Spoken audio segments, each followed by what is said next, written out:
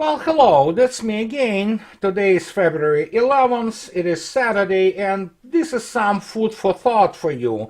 And this is very important. And I'm not talking about the situation on the front in Ukraine and all those hysterical reactions of many that, ooh, American special forces might be deployed there. Okay, they will be deployed there, they will die the same as anybody else there. I mean, this whole, if you go to Larry Johnson's blog, you will read there about the situation with the special forces and that they are specifically called special forces for a reason that they do and conduct special operations, but they will have very little influence or basically relevance to the situation which is happening right now around Bakhmut, Artyomovsk, and other places where, again, daily it's just slaughter out there. So I'm not gonna go there because I'm sick and tired describing all those moves. And yesterday, everybody knows there was another 24 hours long launches of salvos of Russian cruise missiles, which we all know Russians ran out of cruise missiles already, what, for 11 months now. And the blowing out of the transportation and energy and military-industrial remainder of the military-industrial infrastructure of Ukraine, and everybody again gets excited and, oh my God, it's big, offensive is coming. Listen, it will come when it's needed. Just calm down. I mean, the idea behind this is very simple. It's basically calling off the mobilizational potential not only of Ukraine, but NATO as a whole, and we'll stop on that. But I want to start today, and this was the main reason I doing this on this Saturday, because of that. If you take a look at this this week headline, here it is. It's actually 2 days ago. SpaceX limits military use of Starlink for Ukraine, and everybody immediately get excited because obviously for many people who are part of the Elon Musk's cult, or sect, if you wish, all those people like Johnstown makes very little difference. They really get excited when anything goes around, anything touches any subject which has Musk written on it. And I want to point out immediately, unlike this failed Tesla and all other undertakings, if you wish, of Elon Musk, SpaceX, which is also NASA, it only eighth graders believe that SpaceX is not NASA, but what do I know? SpaceX, and namely Starlink, which is the system of their satellites, is working actually. And look what SpaceX states. SpaceX was really pleased to be able to provide Ukraine connectivity, but the technology was neither intended to be weaponized. Immediately at this point, everybody begins to homerically laugh, because I was laughing like hell. From the get-go, Starlink was viewed as the military asset, as any serious satellite constellation would.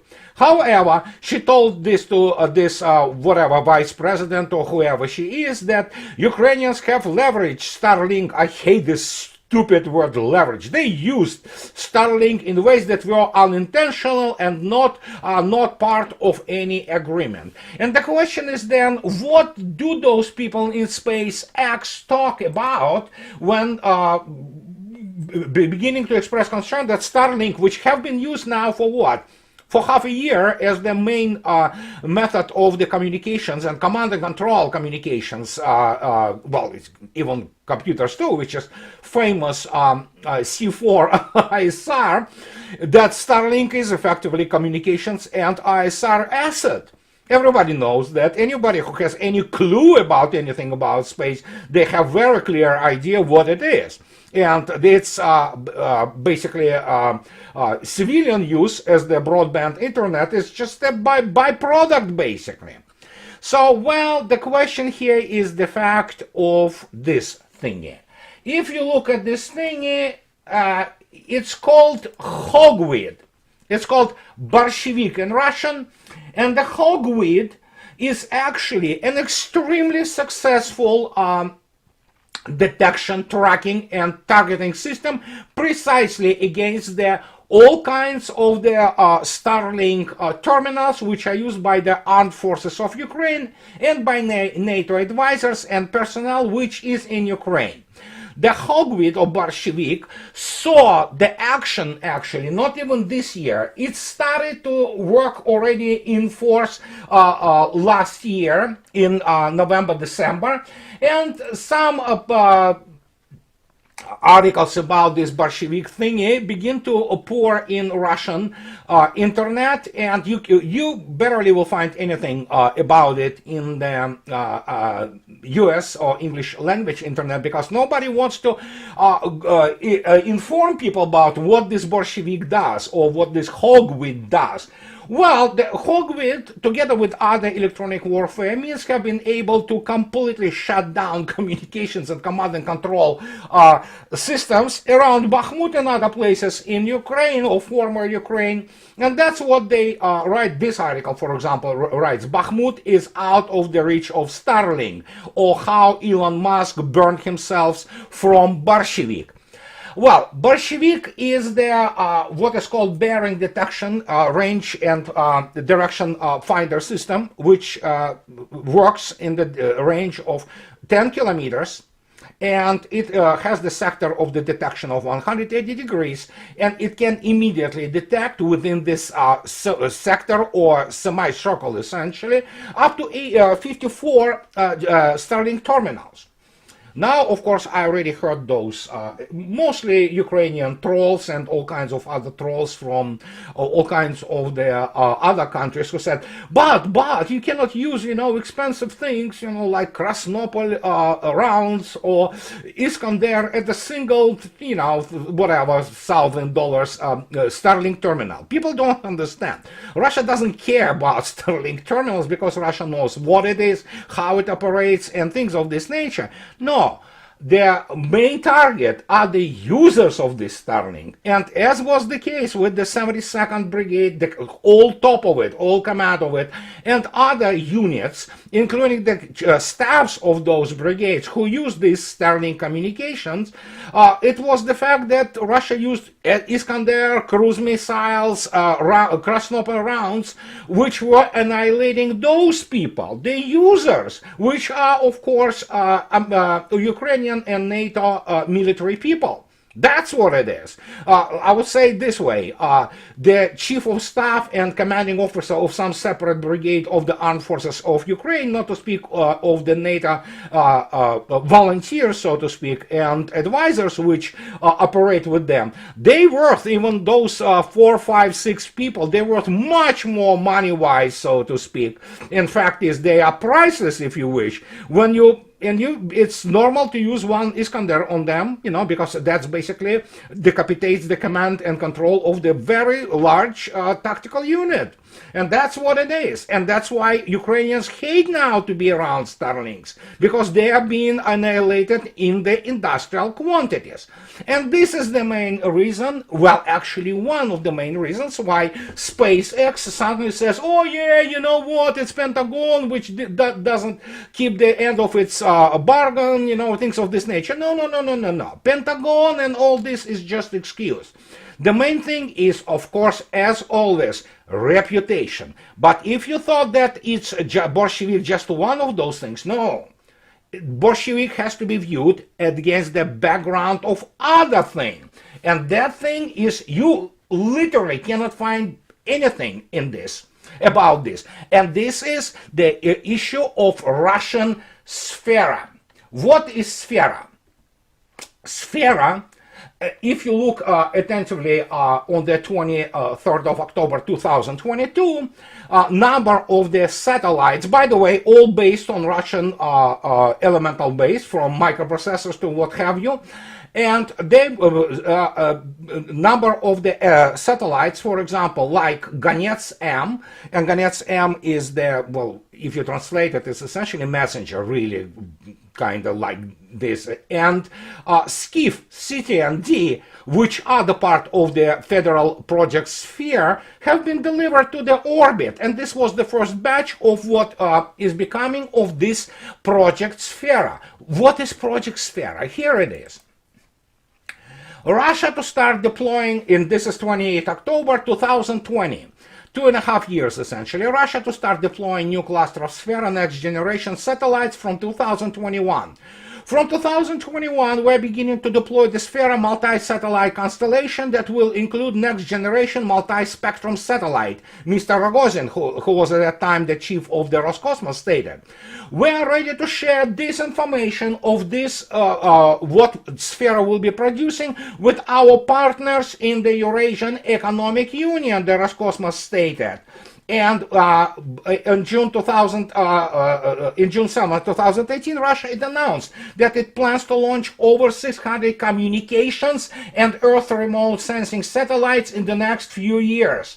And guess what it is? Some very uneducated people will say that this is Russian Starlink. Well, in some sense, as the capability of providing the broadband internet, sure, they have this commonality, but it also will concentrate especially strongly on the North Arctic route and, of course, on the all over Eurasian continent.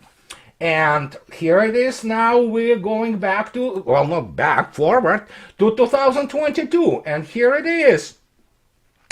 Funding for Russia's Sfera program after 2024 will increase annually. And look what they do here. They already allocated 95 billion rubles. Now, anybody who starts immediately convert this by the rate or exchange rate to the dollar, it's stupid. And thus really need to explain to those stupid correspondents that 95 billion rubles for this program are not 1.4 billion dollars. It is much more in terms of the purchase parity, and obviously now that Russian government confirmed its commitment and already provided allocated 95 billion rubles for this program, which everybody were kind of confused what is going to be. The first, we have the Rogozin saying 600 satellites, then Yuri Borisov, who is now in charge of Roscosmos, was speaking about initial 128.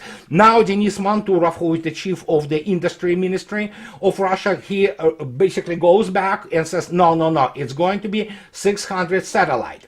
And now they say, okay, 95 billion rubles are already there, another 90, which is the whole program is about 180 billion rubles, are coming.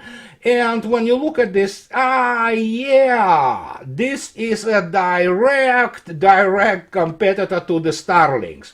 And unlike all kinds of those other countries, Russia is the real competitor in space. Well, you have to take a look at the space history of the Soviet Union, who pioneered all those satellites and space flight, manned space flight, and things of this nature.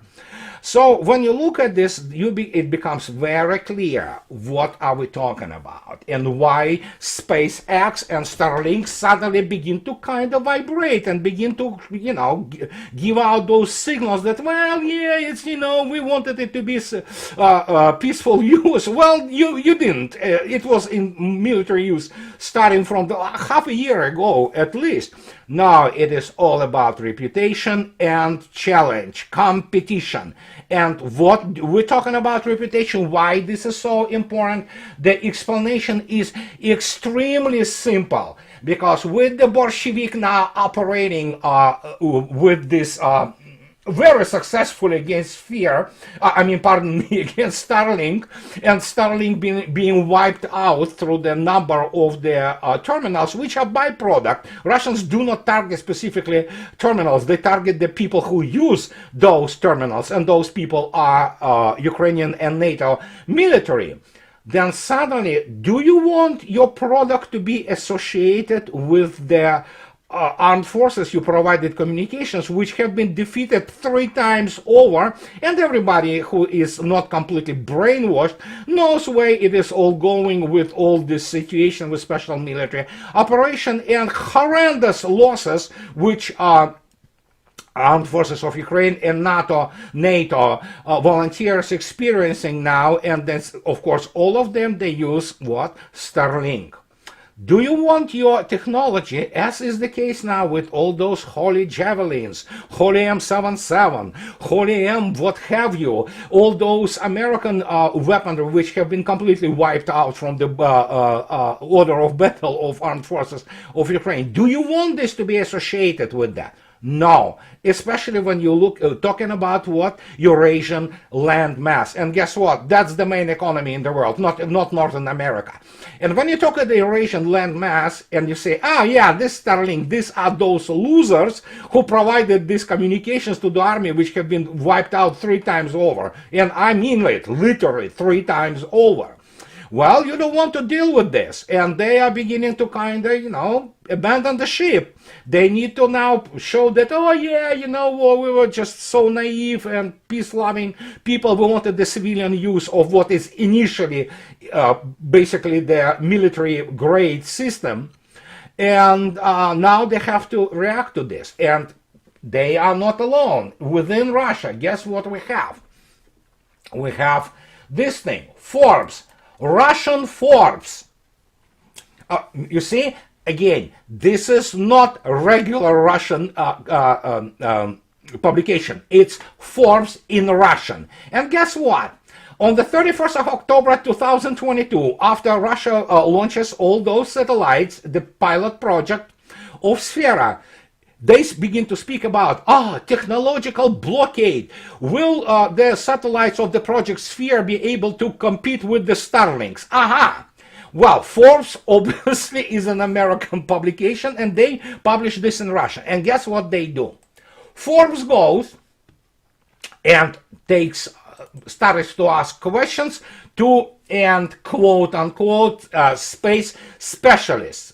They talk. Immediately they go and talk to the SR Space company. It's private, allegedly space company, Oleg Mansurov. And we'll talk about who Oleg Mansurov is. In accordance to Oleg Mansurov, in accordance to his words, the Skiff D, which is have been assembled before the operation, he talks about that, but we don't know about those components because they need to be bought 2 years in advance abroad. And he's talking about that TSMC now in Taiwan doesn't do the those microchips and things of this nature. Well, obviously, Comrade Mansurov, well, he's a boy, actually. I will show you now in a minute.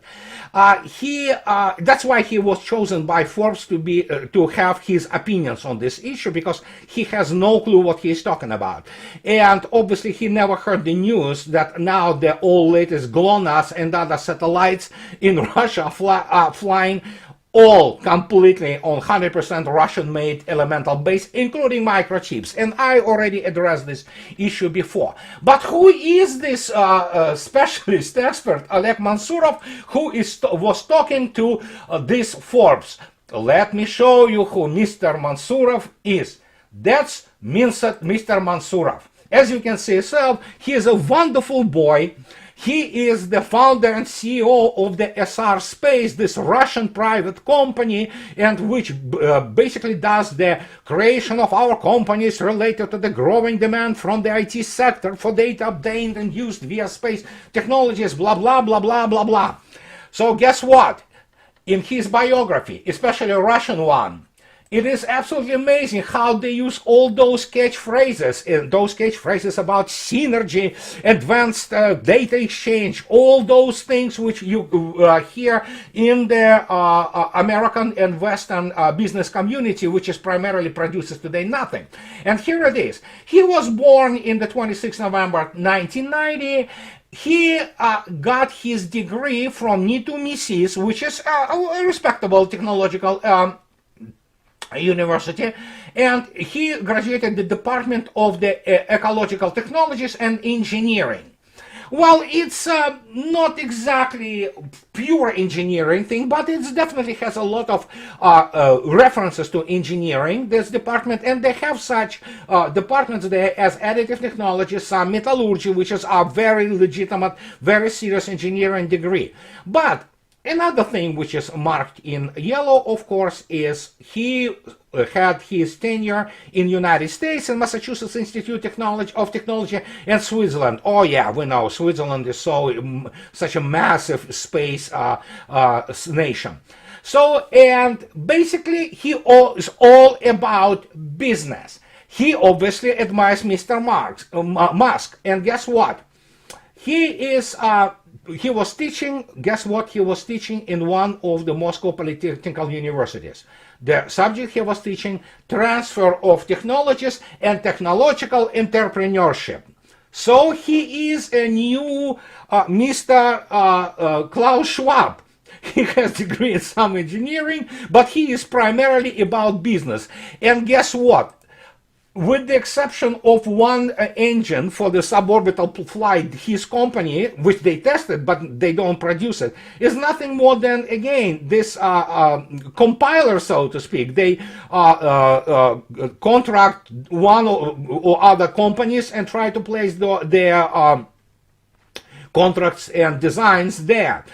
They wanted to create this stock missile or rocket for the some kind of 200 to 100 kilogram payload, but of course South Korea, which they were partnered, moved out of this project, and now they are stuck, and supposedly they transferred this rocket and launch of this rocket in to 2024. So basically this is not real company. It's some kind of the semi-engineering, semi-entrepreneurial org, which tries to pretend that they are really so important and they are about to become next Elon Musk. They will not.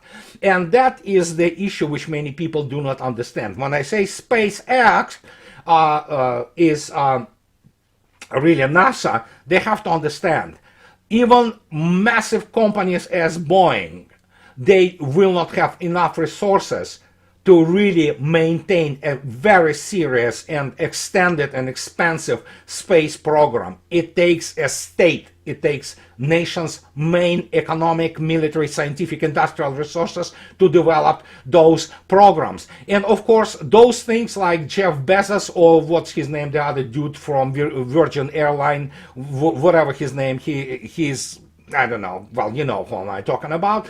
Yeah, the only good thing they have been able to accomplish is a suborbital flight for 15 minutes. That's it. In order for you to go onto the orbit, real orbit, and operate vast constellations of their all kinds of satellites, be them broadband, be them intelligence, be them what have you, you need to have a serious support of the government. And you have to have a very large economy. And this is the thing which many people still do not understand.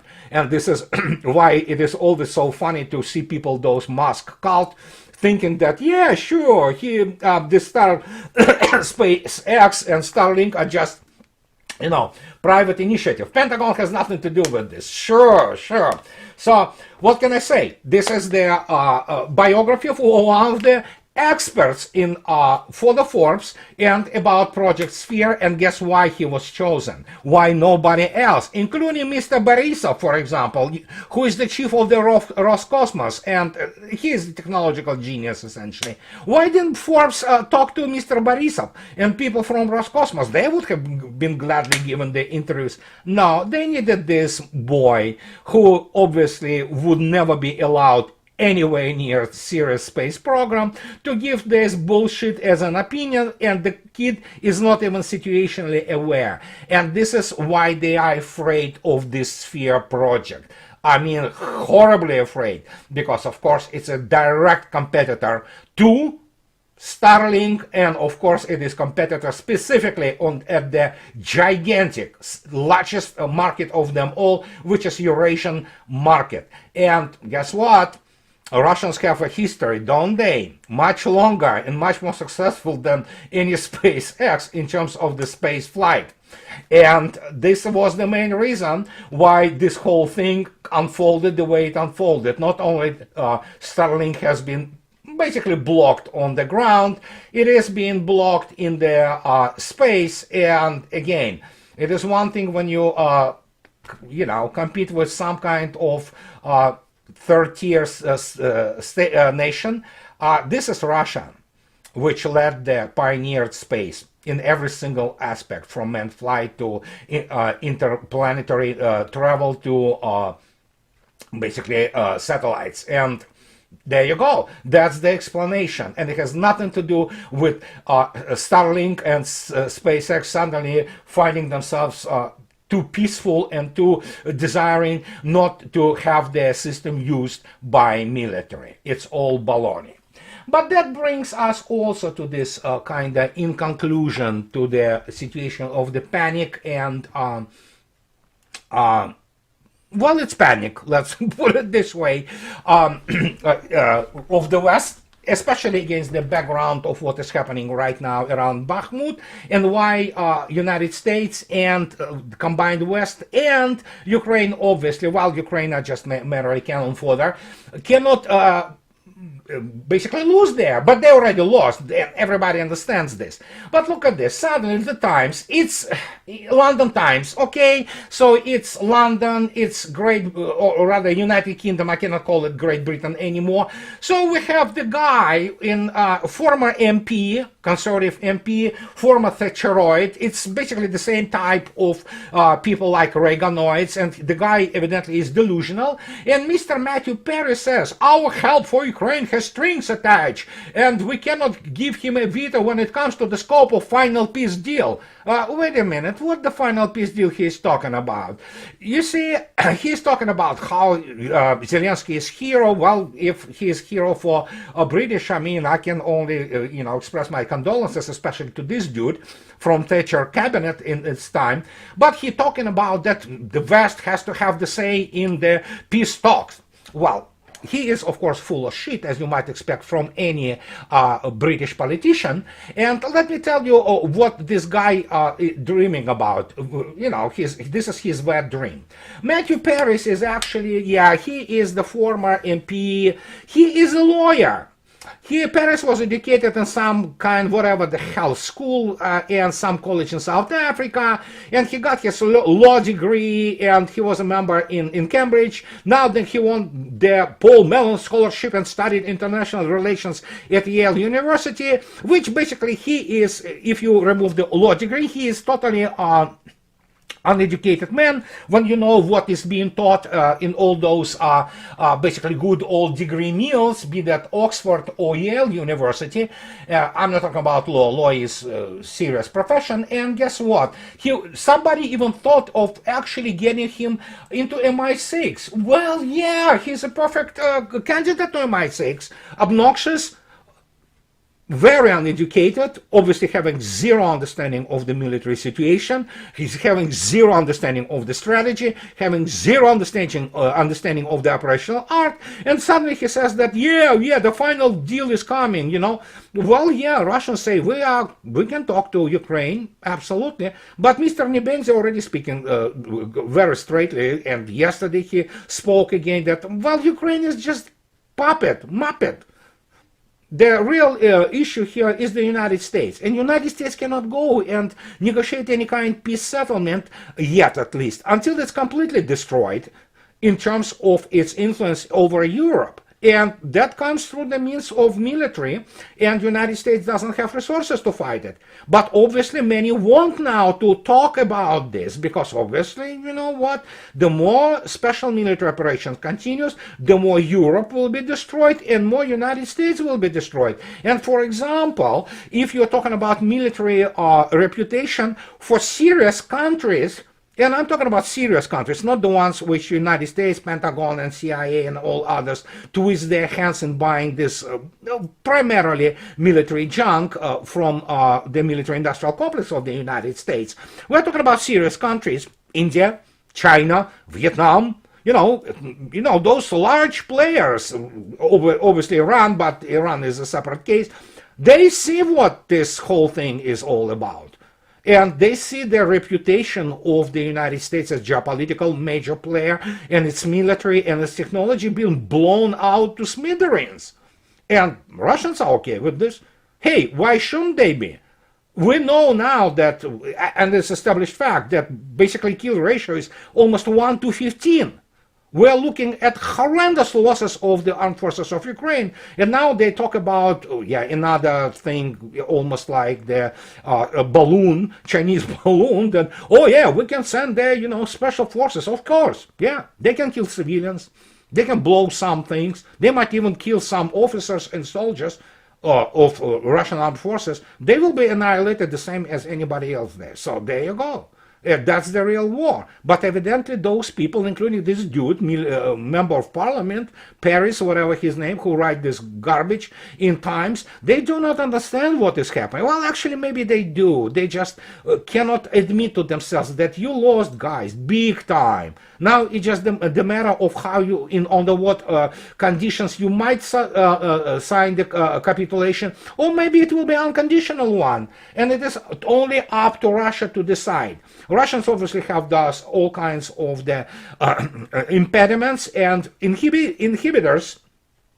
And with Mr. Paris and the inhibitors primarily, they still kind of kill, all those Slavic people. But yeah, but it's already not that important anymore. Well, those who are Nazis do not know their nationality. So, but Mr. Paris and all those people at Times in London, they want to live vicariously through United States, pretending that they mean something. They mean absolutely nothing, because they do not have economic, military, and political power in the real world. And as the case with the Starlink shows, and when you begin to look at the background of it, it becomes even more clear. And this is what I wanted to talk to you about. And you know what? Those who like what I do, please subscribe to my channel. Please support me on Patreon, buy me coffee or two. And you know what, guys, have a nice weekend. I'll be talking to you later. Bye-bye.